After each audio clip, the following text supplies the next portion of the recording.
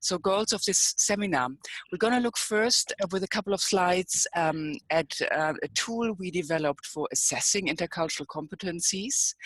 Then, in order to help students develop these competencies, we've developed several exercises, and we're going to introduce 5 of them. And then we also have placed these exercises into kind of like a process of change. So when students are ready to admit that they may have to learn something, that they're not perfect yet, there are certain stages to go through. And we place, to the extent possible, we place these exercises into the different stages, so that applying these exercises also makes psychological sense in a process of development. Last but not least, we'll give some highlights of how you can turn the competence assessment into an effective learning process. So how you can work with assessing competencies and feedback to really give strong support to students to develop these competencies. Okay. Overview of the seminar. We'll have 4 slides on the tool that we developed for assessing competencies. Then we're going to look at the stages of change, 2 slides, Prochaska's and Di Clementio stages of change. Then we'll start with the exercise, the fun part, and then we're going to go into the feedback, the evidence that has been developed recently, quite recently, on how feedback on assessment of competencies, what it needs to entail in order to really achieve maximum outcome. Okay, so lots of things to cover in the remaining 46 minutes. With the readiness check, we're focusing and assessing 4 intercultural competencies. The first one, it's a classic intercultural sensitivity. In a loose way, we can say that we can define this as saying how actively is a person interested in other people, their cultural background, needs, and perspectives. So it's really not just kind of like starting to become interested if something shakes you up, if something extraordinary happens, but actually being actively interested by yourself, knowing that this cultural stuff matters, knowing that people may differ, and that's why you're interested and want to find out more about them. Secondly, also a classic intercultural communication. That's a very tough one to assess. I can tell you. What we are assessing with our assessment tool, is the degree to which people actively observe how they themselves are communicating. So monitoring our own way of communicating. Then building commitment, that's quite a complex one and maybe mostly relevant for people later on in management positions. This is how actively do we influence our social environment, being concerned with integrating different people and personalities. So here it is really focusing on getting something done together, achieving something together. And for this, we influence our social environment, but we're not just pushing our way through, we are concerned with integrating the different perspectives and personalities. Last but not least, managing uncertainty as people, for example, Chinese people come to Australia or to the Netherlands or to other countries, or Australian students come to the Netherlands, for example, or we are moving outside. We are in a new environment where people are different, where everything's different somehow. And so there is a greater uncertainty, and we need to know ourselves well enough in order to manage this greater uncertainty. So how much, and then if we've learned to manage ourselves in this uncertainty, then we can start to appreciate this challenge as an opportunity for our personal development. Now, what we're doing, we're assessing these 4 competencies, and for each competence in the feedback, we focus on 2 facets. I'm not going to read through all these 8 blue chips here. They will come back, and you will also get the slides of the webinar. So I'll just show you that we split each competence into 2 facets so that to focus on, and if you get feedback on your assessment, you may be scoring high on one facet and lower on another one. And then the message can be, okay, if you want to increase the competence as such, you may start focusing more on the facet where you score lowest. That's the logic of working with these facets. That's enough for the facets for today, because this is on the exercises. I said already, we are assessing the 4 competencies with the readiness check. It's valid and reliable. We tested all that in a 15-year series of studies, always in cooperation with universities and people working there. And by now we have more than 45,000 respondents in our database, and approximately 3,000 of them by now are students. So the IRC is more and more, we see it's more and more used by universities and applied universities to support their students in this development, but also to conduct research on what works in order to develop that. So then people fill it in, the tool, they get scales, they get results on a scale from 1 to 9. This is the cover sheet. It's 11-page report, and you can generate it in 8 languages. And it's for, we hope, full of practical tips for what to do next. Prochaska's stages of change. This is actually a classic model, which says, well, you know, if we need to change our behavior, there are different steps to go through before we can actually realize that there is something we need to learn. These are his 4, I mean, actually he had 6 stages, but for today we focus on these 4 because they are most critical for our purposes.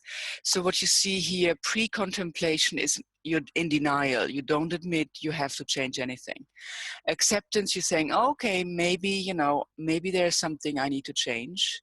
Maybe, you know, there are a couple of issues with my behavior right now, and maybe, you know, there are some benefits of doing something else. Then you're starting to be more focused on what you want to change. You start to invest more into thinking and analyzing, and you start to practice with small steps towards changing your behavior. And then action, you actually overtly modify your behavior that needs to be modified.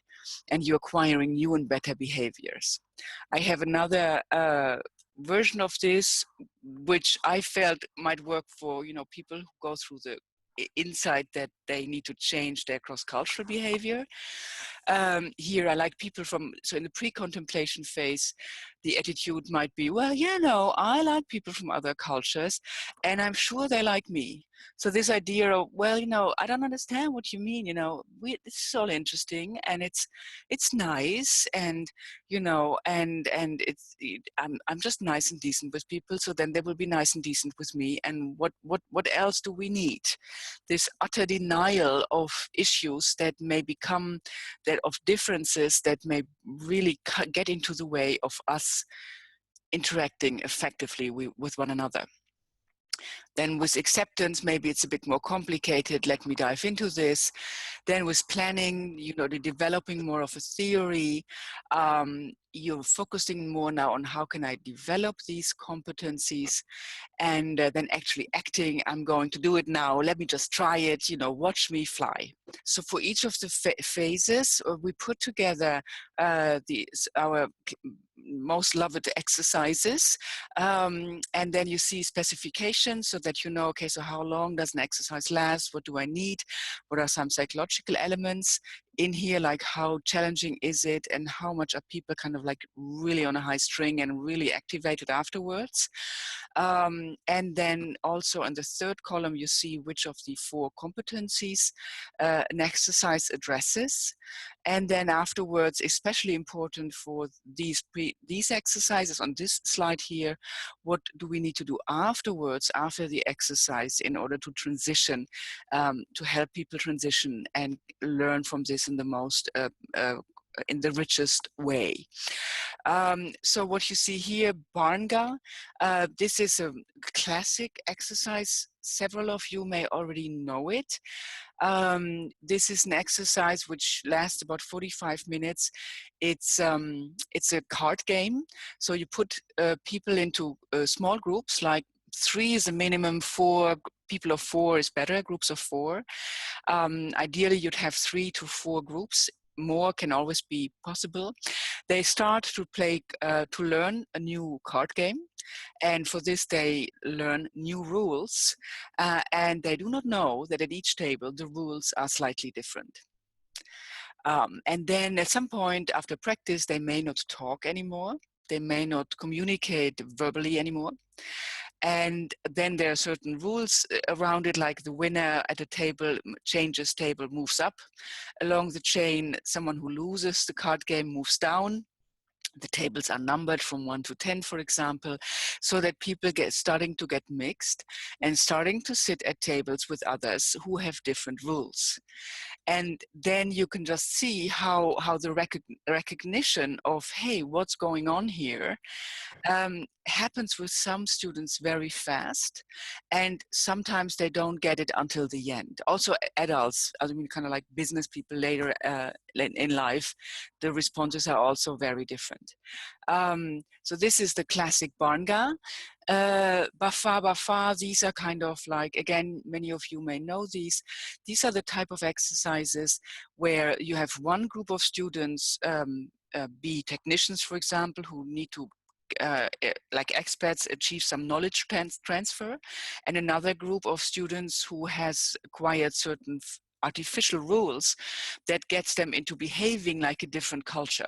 So you're creating actually very quickly two groups. One of them is strange in terms of cultures. This is a highly challenging exercise, and so one needs to know, okay, so how do I need to move students through this exercise? There may be reasons not to use Bafa type of exercises. Don't worry about all the text here, you'll get the slides afterwards.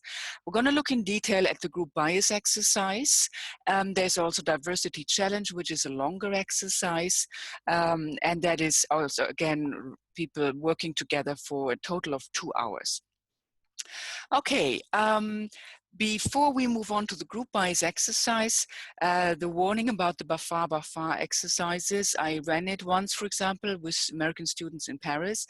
And one of them, she said, I had more culture shock in this last hour than my 4 weeks in Paris before.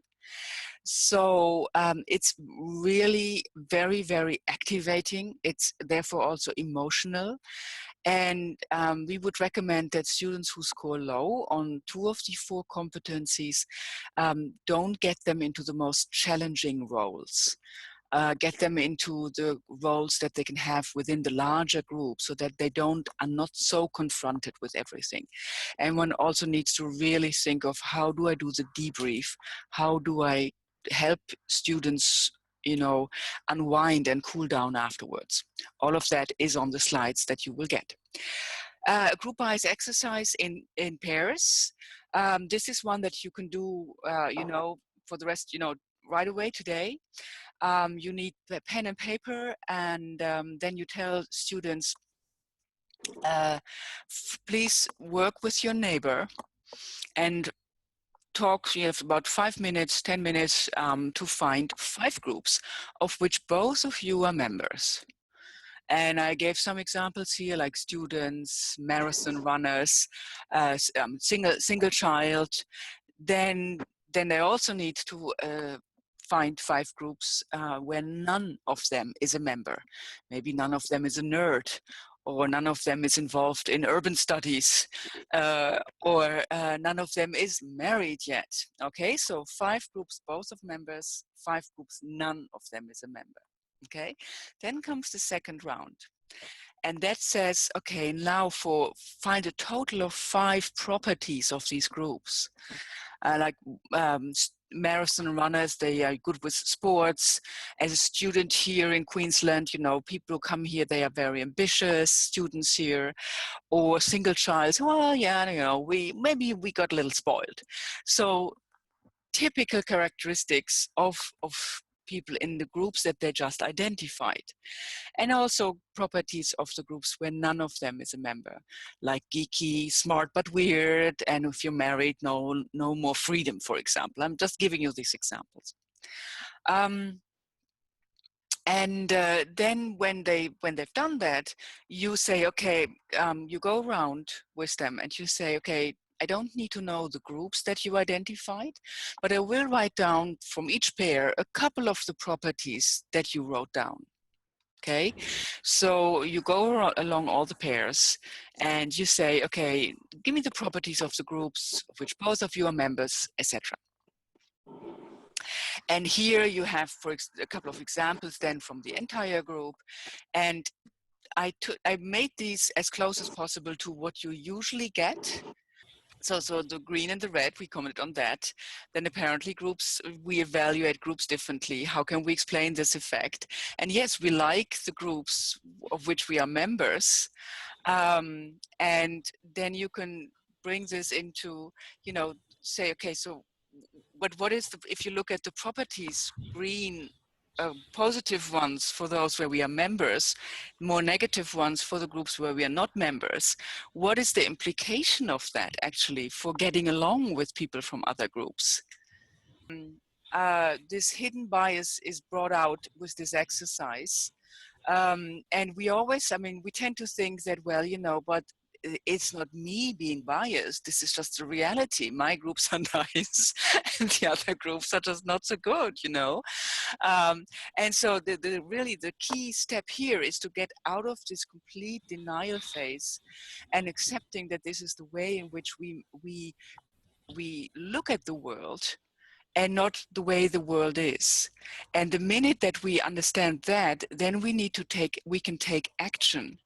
And this is what you see here on what's now coming up in the second round of debriefs that you can have with students. Ask them to go through the process again, that what happened between them as they were doing the exercise. How they worked together during the exercise. And what happened in terms of how they connected to one another. What you'll see as they are doing this is that they're gonna have a lot of fun. It will break the ice. They will start talking. You will actually see something melting between them. So between them, and it may be an Australian and a Chinese, a domestic and a domestic and international student doing this together, as they are doing the exercise, the good stuff happens already. And so now the good stuff that you want them to show all the time. So as they are reflecting about the process that they just went through, you can then guide them to saying, okay, if what you just intuitively did, you can now do this more consciously by seeking out people who seem different from you, and engaging in a conversation, in a contact with them, where you first focus on what you have in common, so that you reduce the distance between you and you create the beginning of a relationship that you can then start to develop further. And then saying, okay, how could you apply this outside your classroom? Yeah, and you can also say, just use it for people to introduce, to get to know each other. You know, you can take it up to the end where you really confront people with their biases, with our biases, and that can be, you know, to some people that may be shocking. Certainly intercultural colleagues have been shocked through this exercise. They never thought they'd do this. It's what you see here on the right side, do you remember the process, etc., is by helping them go back through the process, you're going to the point where they can see how they can use this constructively. That's really important, that you get them out of the just negative feeling, oh my God, I'm a bad person, I'm doing this, towards the point where they see, hey, if something, you know, this is this can be positive and negative, but if I use it consciously, this bias, if I work consciously with it, then I can turn it into good stuff. That's the key thing. We're going to go to acceptance now, beginning to recognize. And what you'll see here is that now our exercises focus really on one competence. So because we're now pinpointing specific behaviors that may need to be changed.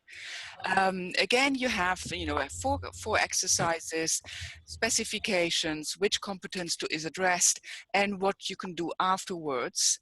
And then also for all exercises, introduce a reflection moment about, okay, so, you know, I could continue my behavior as is. What would happen then? But what would happen if I change it? What positive could happen? So that is kind of like it goes back to this acceptance stage, evaluating the pros and cons of my current behavior. Here we're going to look at least one of these exercises, and it's the fun one. It's the dinner invitation. We're going to look here. Here you see a dialogue between a Chinese woman who is about to become mother-in-law of Liu Ping. This is a real dialogue as it has happened, and it probably happens day after day in China between mother-in-law and son-in-law. So Zhang Puyi asks son-in-law, come to dinner tomorrow. I won't come, too much trouble for you. Won't be any trouble, the dishes are already made. They still have to be cooked. If you don't come, we'll have the same dinner anyway. You must come or I shall feel offended. Basically, she told him, let's stop the stupid dance. I know you want to come, I know you need to come, so come. And if you don't know, if you're not so informed about cultural differences, you will have people like 2 out of 10 in a mixed classroom who would say, well, he doesn't really want to go, the poor guy, and she's really pressuring him, and it's just amazing that they don't see this. But anyway, I don't know, maybe I didn't see it before I started this topic. So what you can use this exercise for is a bit of theory. You can introduce then this notion of task orientation, person orientation in communication. Some of you may already be familiar with this. You can also connect it to individualism, collectivism, your personal liking. You see here everywhere, each time, the references, so that you can also see what it's based on. And but this is also, if you don't have this already, this task versus person orientation, it's a fantastic way of introducing communication differences across culture. So people, mainly from Western cultures, we are very used to being clear and effective when we talk. Whereas, so we say, well, I don't have time tonight, I'm sorry, maybe another time, if we're invited. In more group-oriented cultures, we don't want to hurt the hearer's feelings, we don't want to be judged negatively, we don't want to impose.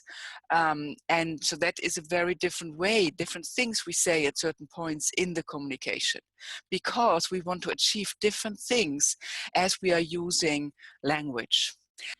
Well, it's what you'll also notice is that some students might respond with, okay, I don't have time, so they're focusing on themselves. And if you then repeat, that's very odd. Whereas if they say, oh, that's too much trouble for you, and didn't you have to finish your homework, I don't want to take your time. If they focus on the other person, then repeating the invitation again is a very different story. So try it out and play with the exercise. It's a lighthearted one, nothing can go wrong. It's the fun stuff of this exercise is you have everyone engaged within, very short interactions. So everyone is wide awake again. Everyone knows it might be their turn. And it's so much fun to see what's happening between people. But think about the debrief. So what do you want to get out of this? How do you link it to the different communication patterns and principles across cultures? So this task versus person oriented. So another one, we won't have time to do this, but this is a fun, really rich and fantastic exercise, but developed by Douglas Stewart. Ideally, you would put creating monocultural groups, and then you have one set of the monocultural groups brainstorm for about 10 minutes, which values did their parents try to pass on to them. And the same with the other set of monocultural groups. And there you say, okay, which behavior, skills, and attitudes do you need to demonstrate in your country in order to be successful at work or at university? You can vary that depending on what you want to focus on. So they need to give them a flip chart paper, a pen, give them 10 minutes, then you say, okay, we go with what we've got. They hang up all the flip charts, and then you say with the parents, the students focusing on the parents' values, you can say, okay, have them compare their lists, like Chinese, Australian, Dutch lists. Do we find some obvious differences in the words that are being used, in the sequence? words that may not be there. For example, very often you see honesty and respect there, but then there may be one group where honesty is not there, or respect is usually on both, all the lists. Then you need to dig into what do you mean with respect, how do you show respect. So you need to really use the lists to work out the value differences between the groups.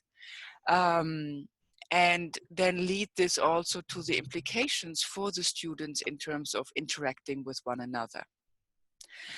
And here you can really dig into the differences, because this is an exercise. The beauty of the exercise is it doesn't get people into defensive reactions against other cultures.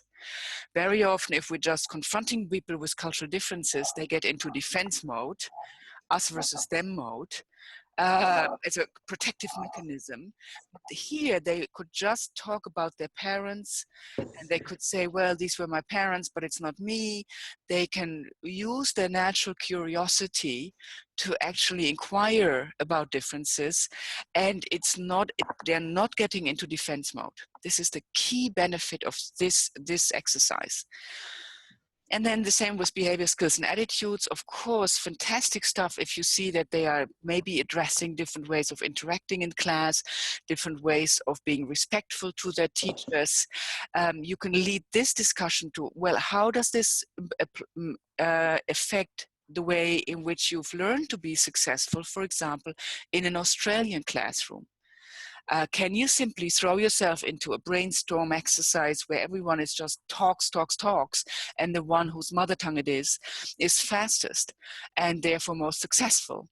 So here you can lead this exercise into exploring different ways of behaving in class, and then guiding them to what they need to learn in order to succeed in the Australian classroom, or in the Dutch classroom, for example. Okay, planning phase. It's kind of like more complex steps now that you can do with the exercises. Here again, an overview. These are exercises which bring in a bit more theory, while still allowing students to focus concretely on the next step. So the description, interpretation, evaluation, it's also a classic. Many of you may have come across it already. You're introducing the notion that we need to first describe what we see, then develop different interpretations, because as we come from different cultures, we may have different interpretations of the same event. Remember the Chinese mother-in-law? You might see immediately that this is just a polite discourse, or you might think Liu Ping doesn't want to come for dinner. He doesn't know how to say no. He's forced by dragon mother-in-law. So different interpretations, and for each interpretation, positive and negative evaluations. Brilliant classic exercise, always useful. Politeness rating exercise. There are differences in how we try to be polite. We've developed a rating exercise that it shows people how good their intuitions actually are. Then we also have a couple of conflict cases, which is now addressing building commitment and action planning. Today, we're going to take a brief look at what these conflict cases look like, so that we can also see what can you do about building commitment. And we're going to have a look at action planning. So this is a very short version of a conflict case that we've developed. You may have many others from own experiences. So we call it the contract. Here, Mr. Blue, 6 years ago, he signed a long-term contract with a foreign pharmaceutical company. And basically, he got this contract because he really invested into building the relationships. 2 weeks he went there dining and wining. Then a few months ago, Miss Purple took over his responsibilities, and as it was common in her culture, she politely and properly informed all the clients with a very nice letter introducing herself. Shortly afterwards, she gets a letter from that particular company telling her that they want to revise the contract.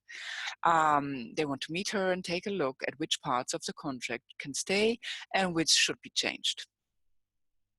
And what we're trying with these conflict cases is to help people practice in their head at first, at least, a perspective, a vision of even going beyond compromise by sticking to their own values as well, namely, wait a second, we have a valid contract, a legal contract.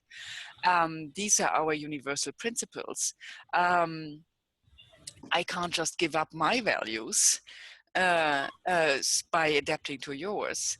So by these cases, they always have an approach where if you invest some time into brainstorming, into being creative, into developing a new solution, you can guide students towards an approach where there's a win-win solution.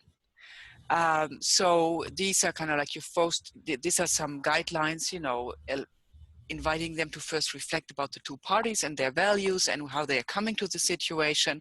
So to keep that, to work that out, to explore that. And then you say, okay, what's the nature of the dilemma? And here it is the contrast between a relationship building and a valid contract, a universal culture.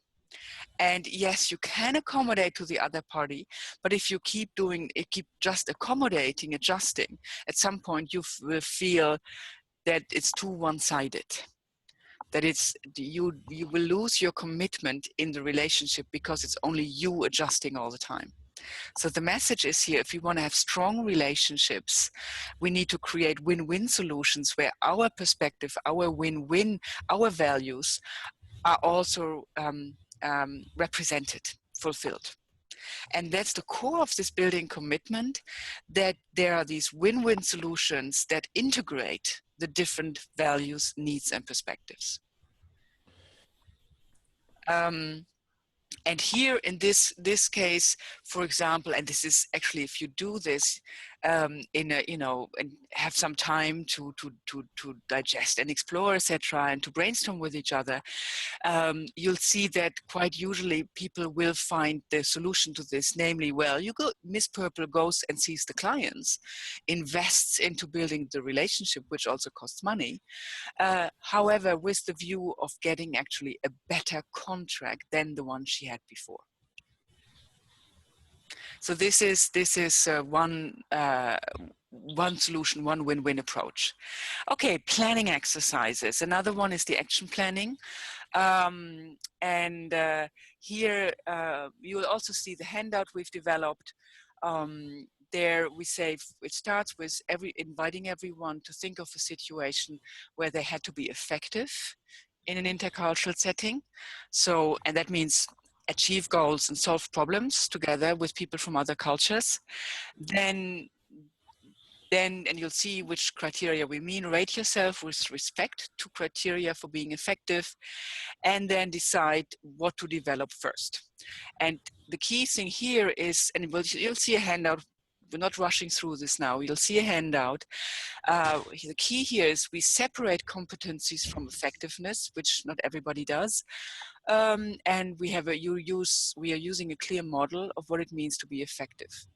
And we are also inviting learners to choose their own goals, which creates a positive learning attitude. This is the handout that we developed for this action planning. And so at this stage, everyone gets a sheet of paper like this, and every student is invited to think of a situation where they had to be effective across cultures. And here you see the 3 criteria for being effective. So connecting to people from other cultures, like in the beginning, we try to connect to one another here. Achieving our goals, which here it would be running these 5 exercises in a 60 minutes webinar, which we did not quite accomplish, almost. And then the enjoyment part, you know, was it also fun? Did we also enjoy doing this? Did we, you know, not run out of energy? Was it not too stressful? Did we find time to adjust, etc.? So these are from the literature of 5 decades of research, the 3 classic criteria for being effective. We have integrated this into the CPE model of effectiveness. And so here we invite students now to rate themselves on a subjective scale from 1 to 10 for the specific situation. Then we say, okay, you know, less is more. if you were forced to choose just one of these criteria, which one would you focus on first? So it's again self-selection, choice, guide your own learning process. And then the next step is again, choose your own learning process. Please select 2 facets that you want to focus on. You remember the facets from the IRC approach, the 8 cards here. We actually printed cards from them, so which are nice, and you can hold them and you could put them actually away. And so then learners select 2 of these 8 facets. And at the moment when they've selected the 2 facets here that, that they want to focus on, then you put them into pairs of students. What you see in the lower right corner, explore with your body. And here at this point, you bring them together and you say, please exchange with each other the situations you've identified, how you rated yourself, what you want to improve, which facets you've chosen. And then the body student advises the fellow student a 3rd facet to develop. And then they switch roles, and it ends when both of them have exchanged the stories and have recommended to each other a facet card, a 3rd facet card. So this is the action planning, which again addresses all 4 competencies in a self-guided learning process, which is focusing on students' learning goals. And then this is kind of like the cherry on the cake. In the acting phase, how can you get, or how can you help students move through these 4 stages through the feedback you give? And there's now research showing that you can really, by assessing their competencies and by giving both written feedback, for example, with the 11-page report of the IRC, written feedback and oral feedback, that by now we have empirical evidence, systematic evidence from research showing that the combination of assessment and written and oral feedback is the best combination of guiding students through all stages of learning, from pre-contemplation to the acting phase. And this research here has been published by Schnabel, Kelava, and van der Vijver. This is the reference. I don't know whether you'll find it on ResearchGate there if you ask Schnabel or Fons van der Vijver to send you the document. Maybe it's also, you can also download it right away, I don't know. I know Fons van der Vijver, so he sent it to me. And it's the first systematic study that I know of where you systematically vary different types of feedback. So one group of students didn't get any feedback, only assessed the competencies. One only got written feedback, and one group got written and oral feedback. And with a range of other indicators, they then checked along these 4 stages, and they discovered that the group that got the written and the oral feedback made the most progress along these 4 stages. And what we have developed, and here is the action planning coming in again, very often you may not have time to give one-on-one feedback to every student. Like we don't have time each time we give a training to business people. We don't always have the budget for one-on-one feedback. And this is why we developed this action planning, because here with the body phase, that is where actually people give feedback to one another. So if you don't have time for the oral feedback, which still I would recommend you try and make, but if you don't have that, now students can act as each other's buddies. So this is the beauty of the action planning. And here the acting exercises, loads of stuff. We're currently testing big time my favorite study exercise, the Chipaya community project. Fun exercise. And it's really a big one, covering 3 of the 4 competencies. It's time for a commercial break, ladies and gentlemen. It is 8:43. Thanks for staying with us, and it's time for a commercial break. You can read loads of more exercises and our research in this best of class book in 2014, Intercultural Readiness, 4 competencies for working across cultures. And then, best of all, you can join us in Melbourne prior to the AEIEC conference on the 17th and 18th of October, and join us for the licensing program. And Henk and Hans and all the others from Europe and the Netherlands and around. There is also another program in Amsterdam on 8 and 9 December. So that's another chance for you nearby to start, working with the IRC. Contact us if you have more questions on our work on the IRC, our licensing programs, and we absolutely look forward to hearing from you.